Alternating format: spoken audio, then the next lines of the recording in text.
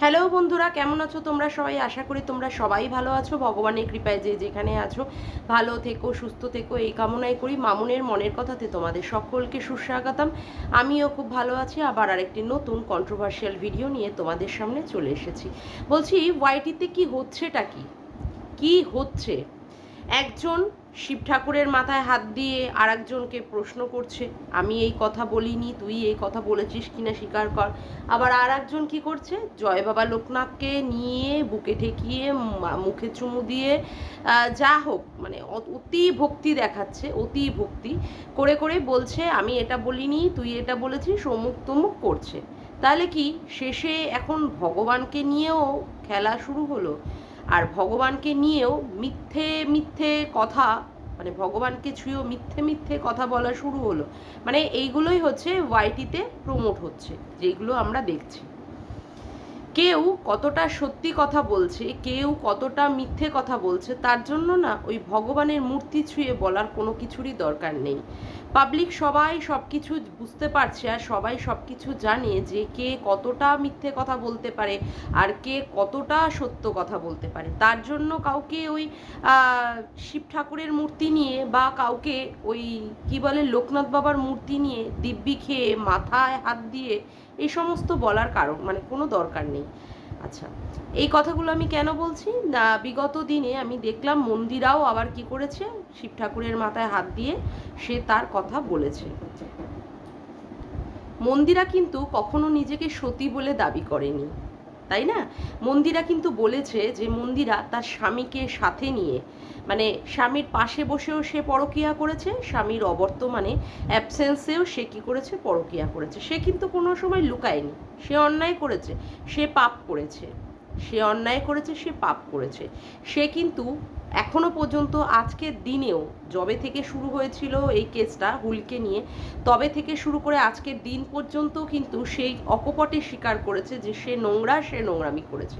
কিন্তু এই নোংরাকে যে সাপোর্টটা করলো, এই নোংরাকে যে সাপোর্টটা করলো, সে কিন্তু স্বীকার করতে পারছে না। সে স্বীকার করতে পারছে না যে সে এই নোংরাটাকে সাপোর্ট করেছিল এবং কিভাবে সে সাপোর্ট করে এখনো পর্যন্ত সেই সমস্ত তার কুকৃতিগুলোকে ঢাকার জন্য মন্দিরার ঘাড়ের ওপরে সে চাপ মানে ইগুলো ছাড়ছে, তার দোষগুলো ঢাকার জন্য মন্দিরার কোর্টে বল দিয়ে যাচ্ছে। আজকে দিন পর্যন্ত মানুষ সেটা দেখে যাচ্ছে। মন্দিরা কালকে প্রশ্ন করেছিল হুলের ফোন নাম্বারটা পেলো কোথা থেকে, তাই না? হুলের ফোন নাম্বারটা পেলো কোথা থেকে?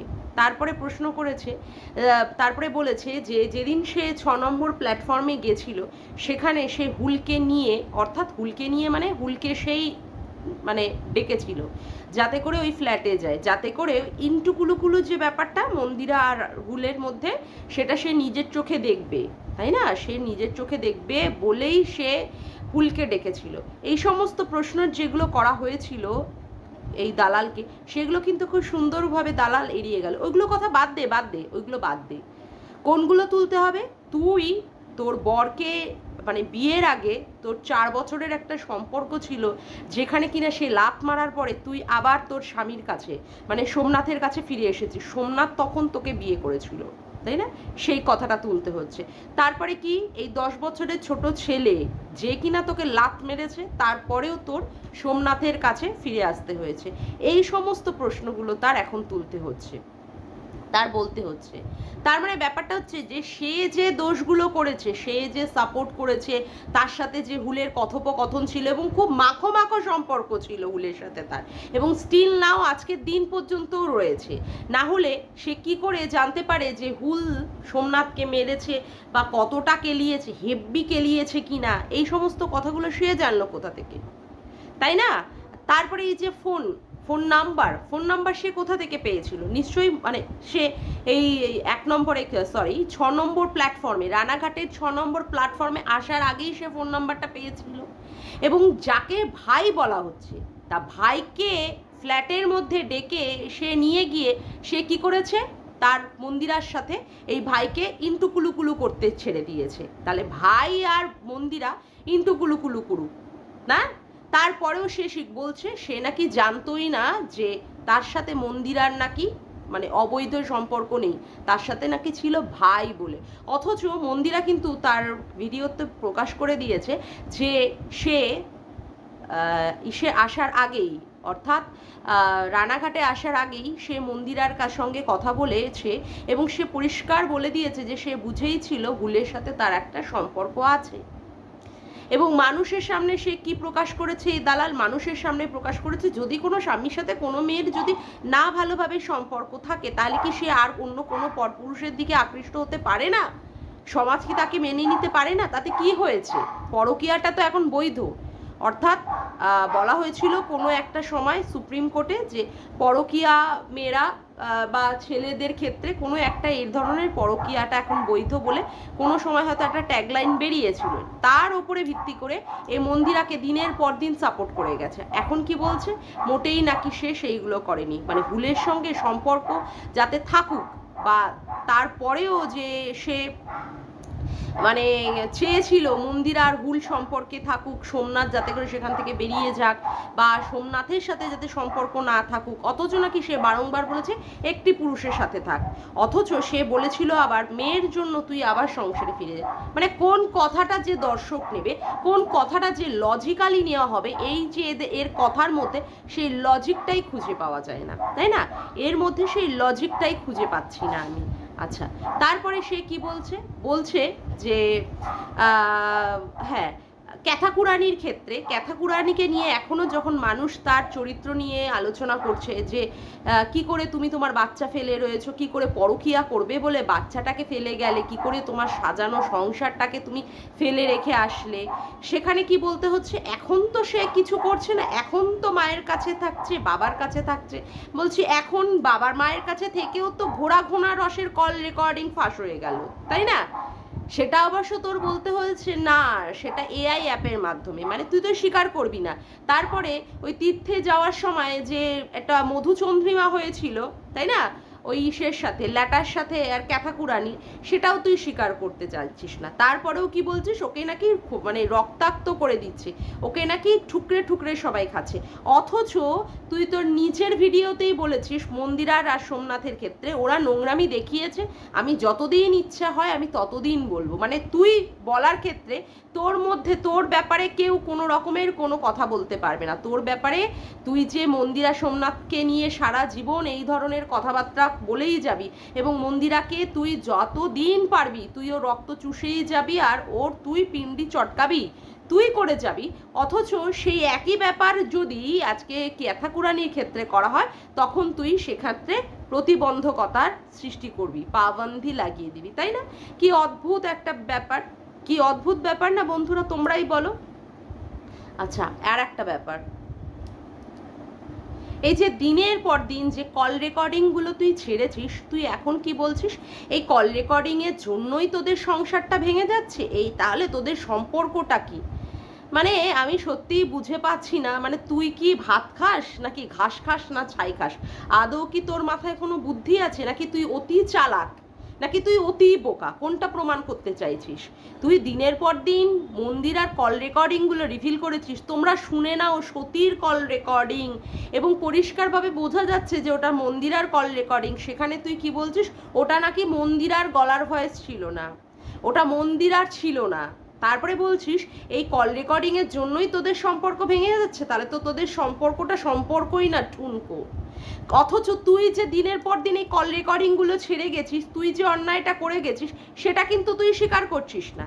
তুই যে দিনের পর দিন হুলকে মাধ্যম করে তুই যে সোমনাথ মন্দিরের সংসারটা ভাঙার চেষ্টা করছিস এটা তুই মানতে চাইছিস না।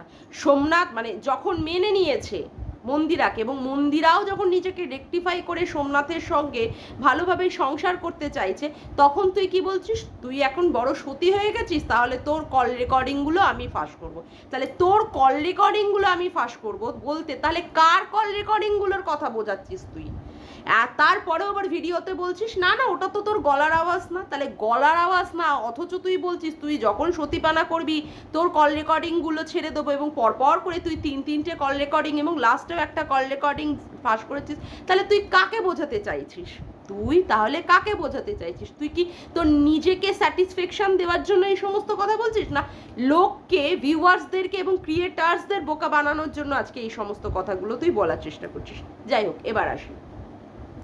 এবার ব্যাপার হচ্ছে যে তুই দেখাচ্ছিস সবাইকে ধমকি চমকি ঝাড়গ্রামে গেছিস। ঝাড়গ্রামে তুই কোনো এক মানে লিগাল অ্যাডভাইজারের বাড়িতে গেছিস, যেটা আমরা দেখলাম, ঠিক আছে? তার মাধ্যমে তুই বলার চেষ্টা করছিস তোরা তোদের কাজ কর, আমি আমার কাজ করব, আমি নিজেকে নিজের জায়গা পরিষ্কার করার জন্য আমি কত দূর পর্যন্ত যেতে পারি সেটা যাব। শোন, মন্দিরা সোমনাথ কিন্তু শুধু একমাত্র ব্যক্তি না যারা তোর নামে লিগাল নোটিশ পাঠিয়েছে। এর আগে উজ্জ্বল কণিকারাও তোর নামে লিগাল নোটিশ পাঠিয়েছিল, তাই না? আচ্ছা, সন্দীপও তোর নামে একটা লিগাল নোটিশ পাঠিয়েছিল, যেটা তুই চালাকির মাধ্যমে দিল্লিতে থেকে তুই সেই লিগাল নোটিশটা তোর বরকে ধরতে মানা করে দিয়েছিলিস, বুঝেছিস? তারপরেও আরও কত কিছু হবে সেটা দেখাই যাবে। ইপসিতা দিয়েও আবার একটা কেস করেছে তোর নামে। তা বলছি কি, তুই যদি এতই সৎ হবি, তুই যদি এতই ভালো হবি, তাহলে তোর এগেনস্টে এরকম কল রেকর্ডিং ফাঁস করার বা কাউকে নোংরা অ্যালিগেশন দেওয়ার, ঠিক আছে, নোংরা নোংরা কথা বলার, কারোর বাচ্চার মানে কি বলবো জন্ম পরিচয় নিয়ে তুই প্রশ্ন করার, তোর কাছে এই ধরনের কেন রে লিগাল নোটিশ আসছে? কেন লিগাল নোটিশ আসে? তোর যে লিগাল অ্যাডভাইজার সেও নিশ্চয়ই তোকে প্রশ্ন করেছে, জানি না সে আদৌ কি প্রশ্ন করেছে কিনা, যে একটা মানুষ যে সত্যি সত্যি যদি সে বলে থাকে তাহলে তার নামে বারংবার এরকম লিগাল নোটিশ আসছে কেন? আর তুই ভাবছিস যে তুই এখন ল পড়বি, বা তুই লিগাল অ্যাডভাইজারের কাছে যাচ্ছিস, বা তুই মানে লয়ার ধরছিস বলে তোর কেসটা হালকা হয়ে যাবে? তোর কেসটা হালকা হয়ে যাবে মানে তুই দেখাচ্ছিস যে তুই সত্যি কথা বলছিস, এবং তুই যেগুলো দেখাবি সেইগুলোতে তোর 7 খুন মাপ হয়ে যাবে, তাই না? মানে তোর দোষটা ধরা পড়বে না। তাহলে যদি তোর সব চরিত্রই কাল্পনিক হয় এবং তুই এখন দাবি করছিস যে এই কল রেকর্ডিংগুলো মানে মন্দিরার নয়, তাহলে আমি ধরে নিচ্ছি যে কল রেকর্ডিংগুলো মন্দিরার নয় এবং তুই সত্যি কথাই বলিস। তাহলে এক্সপার্টি অর্ডারে তোর 6টা ভিডিও টেকডাউন করতে হয়েছিল কেন? তুই তো গুন্ডাগুন্ডির চরিত্র নিয়ে, অর্থাৎ তুই ওই উজ্জ্বল কণিকাদের নাম বদলে গুন্ডাগুন্ডির নাম দিয়ে তুই যে ভিডিওগুলো করেছিলিস সেই ভিডিওগুলো 6টা তোকে টেকডাউন করতে হয়েছে কেন? তুই এখন আর তাদের নিয়ে কেন ভিডিও করতে পারিস না? যেখানে তুই দিনের মধ্যে 4টে 5টা 6টা করে তাদের এগেনস্টে ভিডিও নামাতিস, সেখানে তুই এই আজকের দিনেও তুই একটাও পর্যন্ত সেই গুন্ডাগুন্ডিকে নিয়ে ভিডিও নামাতে পারছিস না। কেন নামাতে পারছিস না? তুই তোর ঘরের মধ্যে বসে 4 দেওয়ালের মধ্যে বসে একটা ক্যামেরা খুলে তুই ভিডিও করিস, সেখানে তুই বাইরে কিছু দেখাস না। সেখানে তুই বলছিস যে উকিলরাও বলবে সে তো কোনো বাইরে গিয়ে কিছু বলছে না, সে তার ঘরের মধ্যে বলছে, তাহলে কেস কি করে হয়? তাহলে আমার প্রশ্নটা হচ্ছে, তুই যে কথাটা দিয়ে বলা শুরু করলি তুই ঘরের 4 দেওয়ালের মধ্যে থেকেই তুই ভিডিও করিস, তাতে করে কেস হয় কি করে? তা আমারও তো প্রশ্ন সেই এইখানেই, তাহলে তোর এগেনস্টে এত কেস কেন তৈরি হচ্ছে? তোর এগেনস্টে এত কেস কেন তৈরি হচ্ছে? আর কেনই বা এই একজন মাত্র ব্যক্তির ক্ষেত্রে এতগুলো করে কেস আসছে? যদি তুই মুখের ভাষা ভালো করেই, বাবা তুই তো এখন আবার গালি দিস না, তুই তো এখন সতী মা তৈরি হয়ে গেছিস, সতী দিদি, সতী বোন, ওরে বাপ রে বাপ, সব কিছুই দিক দিয়ে সতী। তাহলে এখনো কেন স্টিল নাও এরকম হচ্ছে? তার মানে ব্যাপারটা হচ্ছে তুই এখনো মানুষকে এমনভাবে কন্ট্রোভার্সি করছিস যেগুলোতে শুনলে মানুষের শরীরে রক্ত খুন না টকবক করে ফুটছে। যে আগে নোংরা ঘেটেছিল, যে আগে নোংরামি করেছিল, সেই জিনিসগুলো নিয়ে মানে তুই আগে একবার করে ফেলেছিস, তাই তোকে কোনো দিন রেকটিফাই করতে দেবো না। তোর যত দিন পর্যন্ত না মৃত্যু হবে, তোর আমৃত্যুকাল অবধি, তোর বাঁচার অবধি, তুই যতদিন বেঁচে থাকবি ততদিন তোর এই নোংরামির কথাগুলো আমি তুলে তুলে তুলে তুলে সোশ্যাল মিডিয়ায় বিক্রি করব, আর আমি এরকম খেয়ে যাব, আমি এরকম রেভিনিউ জেনারেট করে যাব। তাতে তুই যা করার করে নে। মানে তোর মনোভাবটাই হচ্ছে এই ধরনের, তোর মনোভাবটাই এই ধরনের যে আমাকে প্রশ্ন করার অধিকার তোমাদের কে দিয়েছে যে আমাকে তোমরা প্রশ্ন করো, তাই না? কথা হচ্ছে সারাটা জীবন তুই তাকে বিক্রি করে খাবি, তাহলে তোর এগেনস্টে লিগাল নোটিশ আসবে না তো অন্য কারোর এগেনস্টে লিগাল নোটিশ আসবে? তুই আশাটা করিস কি করে? তুই দিনের পর দিন লোকের বাচ্চাদের নিয়ে টেনে টেনে কথা বলেছিস, তাদের মৃত্যু পর্যন্ত কামনা করেছিস। সেইখানে তোর ফাঁকা জায়গাটা নিয়ে, তোর মাতৃত্বের জায়গাটা নিয়ে যদি কেউ কথা বলে, তখন তুই কি করতে বসে যাস? চোখ দিয়ে জল ফেলতে বসে যাস। তখন তুই সেই ইস্যু তৈরি করে করে চোখ দিয়ে মানে জল ফেলে ফেলে সেটাকে তুই ট্রাম্প কার্ড হিসাবে, তুই হাতিয়ার হিসাবে ব্যবহার করতে চাস। কেন মানুষ বলে তোর এই শূন্যতার জায়গা নিয়ে? কেন তোকে বলে এই ধরনের শূন্যতার জায়গা নিয়ে? কেন? আমার কথা হচ্ছে কেন তোকে বলে? তুই এত ভালোভাবে ভিডিও করিস, তুই ভিডিওতে কোনো গালি দিস না, কারোর সম্পর্কে কোনো খারাপ কথাই বলিস না, তাই না? তোর কথা অনুযায়ী। তাহলে তোকে নিয়ে মানুষ কেন তোর ওই শূন্য জায়গাটাকে নিয়ে খোঁচা দিয়ে কথা বলে? তারপরেও কথা হচ্ছে, তুই বলছিস যে তোকে কত কিছু ঝেলতে হয়, মানে কত কিছু অত্যাচার সহ্য করতে হয় পাড়ার লোকেদের কাছ থেকে, শ্বশুর শাশুড়ির কাছ থেকে এবং সমাজের কাছ থেকে। তাহলে আমার একটাই প্রশ্ন, যেখানে তোকে এত কিছু ঝেলতে হচ্ছে, যেখানে তুই এতটা অত্যাচারিত হচ্ছিস একটা বাচ্চা জন্ম না দেওয়ার ক্ষেত্রে, সেখানেই তুই আবার বাচ্চাদের টেনে টেনে কি করে কথা বলতে পারিস, তাই না? কারোর বাচ্চার মানে পিতৃ পরিচয় প্রশ্ন তুই কি করে করতে পারিস? যার বাচ্চা হয়নি সে সত্যিই বোঝে তার মাতৃত্বহীনতার জ্বালাটা কত, সেটা আমি বুঝি। কিন্তু তার জন্য না আমার একটা বাচ্চাদের প্রতি একটা ফিলিংস, একটা ভালোবাসা, একটা মায়া মমতা প্রচণ্ড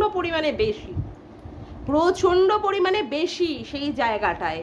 এবং আমি কারোর বাচ্চাকে নিয়ে তো বলা দূরে থাক, বাচ্চা দেখলেই আমি মানে কি করব, কি ভালোবাসতে ইচ্ছা করে, কি বলবো। সেখানে আমি জানি যে আমার শূন্যতার জায়গাটা কোথায়। তাহলে এটা নয় যে আমি শূন্য বলে আমি কারোর কোল খালি করে দিতে চাইবো, যে তাদের বাচ্চাদের অ্যাক্সিডেন্ট হয়ে মরুক, বা কারোর বাচ্চার পিতৃ পরিচয় নিয়ে কথা বলবো, সেটা তো হতে পারে না। তাহলে বাচ্চা যে শূন্যতা, সেটা তো এই রকমের একটা মানে রাক্ষসী বা ডাইনি রূপ আসতে পারে না। সেখানে আরো মমতাময়ী, মমতাশীল একটা মনোভাব আসা উচিত। কি বন্ধুরা, আমি তো সঠিক বলছি, তাই না?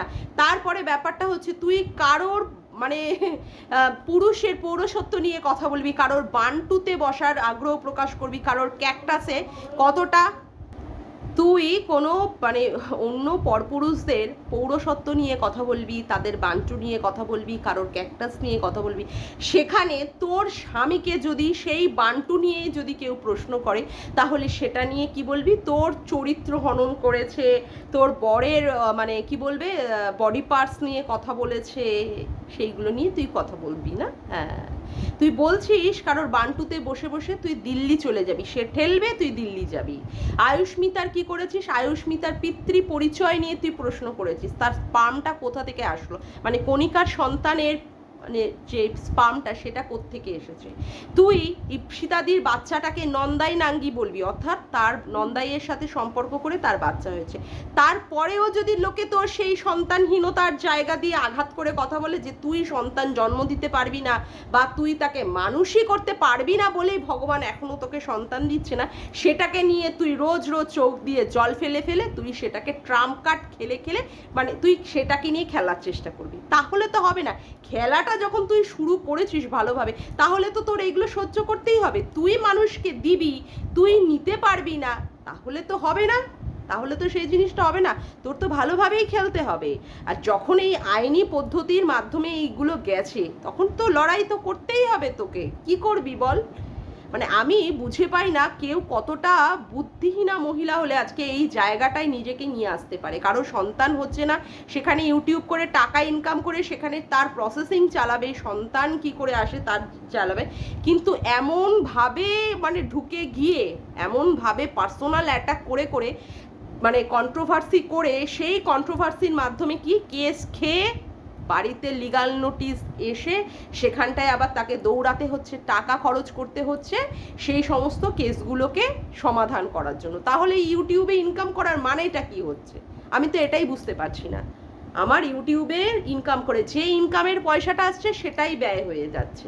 তাহলে আয় আর ব্যয়ের মধ্যে যদি কোনো ডিফারেন্সই না থাকে, আমার যদি কোনো রকমের সেভিংসই না হয়, তাহলে আমার এ ধরনের আয়ের তো কোনো মানেই হয় না। এটা তো বোকামি বা মূর্খামি বানা ছাড়া আমি আর কিছুই বুঝতে পারছি না, তাই না বন্ধুরা? যাই হোক, আজকের মতো ভিডিওটা আমি এখানেই শেষ করলাম। আমার ভিডিওটা যদি তোমাদের ভালো লেগে থাকে তবে অবশ্যই একটি লাইক করো, কমেন্ট করো, শেয়ার করো, আর চ্যানেলটিকে বেশি বেশি করে সাবস্ক্রাইব করে রেখো, আর অল নোটিফিকেশান বেলটিকে অন করে রেখো এরকম নতুন নতুন ভিডিও পাওয়ার জন্য। আজকের মতো আসি বন্ধুরা, আবার দেখা হচ্ছে একটি নতুন ভিডিওতে। Bye, tata.